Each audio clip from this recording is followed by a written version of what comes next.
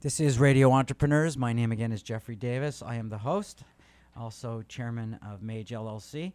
And we have a returning guest on our show, a serial entrepreneur, an academic, a writer, a thought leader, Larry Stybel from Stybel Peabody. Welcome back, Larry. Thank you. You know, Larry, you're a regular contributor to the magazine Psychology Today. Yep. And you're always writing about leaders and great leaders and what they do. And I think today we're going to be talking about boards and boards of advisors, correct? Exactly, yep. I'm an entrepreneur, and I want to do a startup, and I want to grow to scale. Why would I do a board? You know, you and I both work with entrepreneurs, and every entrepreneur I've ever met says, you know, I want to grow a great business. Right. And then I usually say, okay, now I want you to imagine the best day in your life 10 years from now, and tell me Healthy. Tell me that story. Healthy. Because, and I listen to the story, and I'm saying, is the story about personal freedom and independence, or is it about control over money and people? If the issue is the story is about personal freedom, then I'm likely to say maybe you ought to have a lifestyle business. Right. And if you want a lifestyle business, that's great. You don't need a board for that. If, on the other hand, you really want control over money and you want control over people, then you want to scale your business. Right. And a board would be very good for that. If you decide you do want scale and you are an entrepreneur, then putting together a board is a really good way to help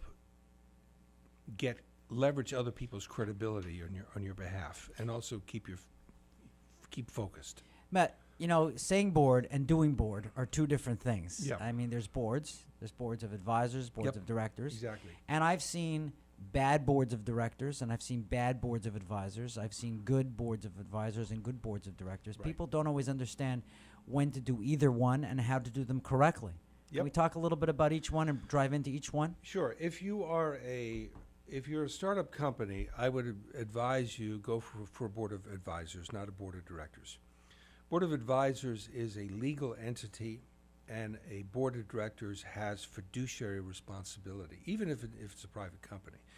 And a good board member on a good board is going to ask for director and officer liability insurance, which is very costly. Right. And if you're just a startup business, you don't have the money for that. Right. On the other hand, a board of advisors is basically anything you want it to be, and you can make it into anything you want. And so that's a good way to get started. Why would I want to spend my time to get on a board? The first is perspective. I find getting on a board, for me and, well, the people I work with, is a great way to move your perspective from a functional-oriented silo to an industry-wide perspective. Short of being a CEO of your own business, it's just a great opportunity to look at a business from an enterprise-wide perspective. Right. Second reason you want to do it is to broaden your network base. When I'm looking at a board, I look in the room and I say, am I the smartest person in this room? If it is, I don't want to be on that board.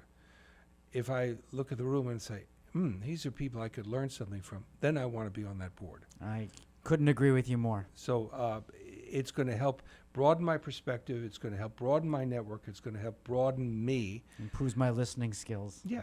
So there's all the reasons why I would want to do that. But I think for the entrepreneurs that are listening to your show, the issue is your board of directors is going to keep you straight. Right. There's an unlimited capacity for self-delusion among entrepreneurs. If you weren't a self-delusional kind of person, you'd never be an entrepreneur, given the statistics of business failures. And you need a bunch of outsiders who are going to be talking straight to you to help you grow your business. And then at some point, it's going to be time for you to leave that business, that the business will have outgrown you, and it's better that somebody else be there.